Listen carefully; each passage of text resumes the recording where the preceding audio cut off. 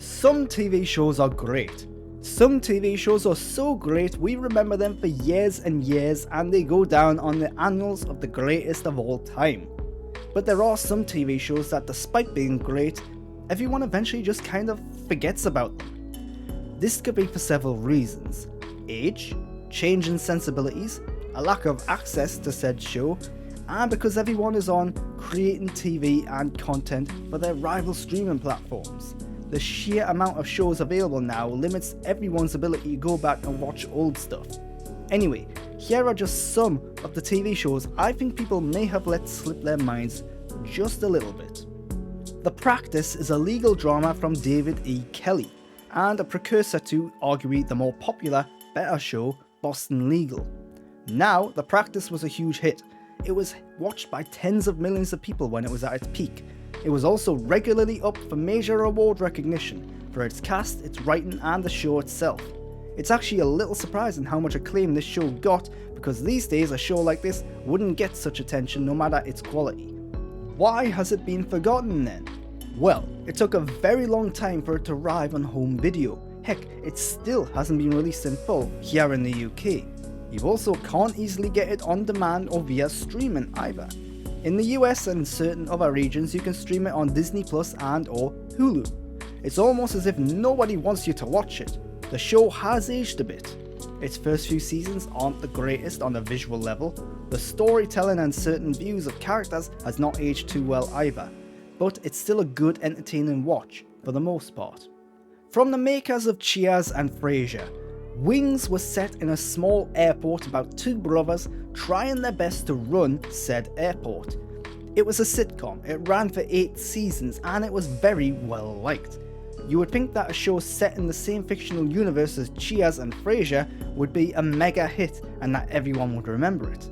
After all, Cheers and Frasier are two of the greatest sitcoms ever made. There are also several appearances from characters of Cheers in Wings to help boost the ratings and connect things a little more. The show can now be watched on obscure or on-demand services like Pluto TV, and it's available to buy on home video in certain regions, but definitely not all. While it never got the acclaim or attention of its sister shows, it was popular enough to run for 8 seasons and earn several awards. But maybe it's an age thing. Maybe the comedy of it is no longer funny or for modern sensibilities. Who knows? Either way, it was good at the time and nobody seems to remember it. Another David E. Kelley show on this list is Ally McBeal. Now, here's the thing. Ally McBeal was very popular and successful. It continues to be a show that people look back on and remember. But while it was popular and well regarded back in its day, it's mostly looked back upon with a somewhat negative lens. What do people remember about this show? It's not the storylines or the writing, it's not the great cast of characters or the use of comedy. No, Ally McBeal is actually a show that's remembered because of its questionable exploration of modern feminism. It's remembered primarily for its depiction of the titular character more than the show itself. It's still watchable, it's still fun, it's still got an impressive cast. Remember, Robert Downey Jr. was a major cast member in this show for a while. But all anyone remembers about it is Calista Flockhart and the now dated representation of what modern feminism ought to be. On top of that, it's tough to get on home video in some regions because of licensing issues surrounding the soundtrack. It would simply cost too much to fund that or edit that stuff out. So if you're curious about it, you might have to dig around to give it a good watch. Everyone knows John Lithgow. You probably know him from his intense portrayal of a serial killer in Dexter, or his now genius casting as Winston Churchill in The Crown, or even his recent dramatic turns in Oscar-nominated movies. But do you remember his claim to fame in Third Rock from the Sun? This show put the man on the map, and it's not all about him either. The cast is actually rather impressive. Joseph Gordon-Levitt got his claim to fame here too. It has Wayne Knight, who everyone remembers from Jurassic Park, Seinfeld and Saturday Night Live. But outside of the cast, the show was a good fun time.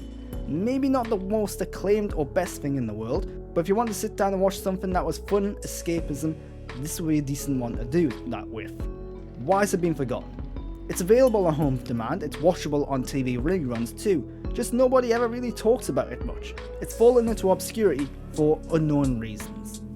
Just Shoot Me was a sitcom from the 90s set in a fictional magazine publisher.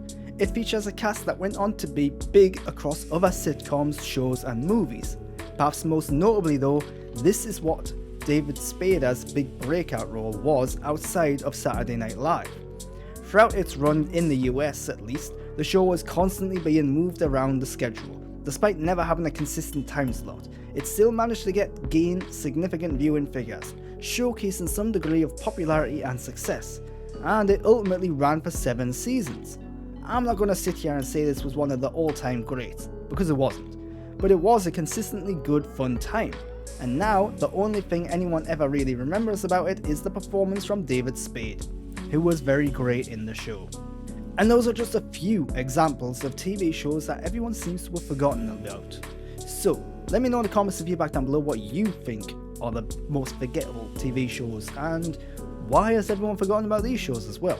Follow me on social media everywhere at _Grant Burton, and until next time, keep on watching.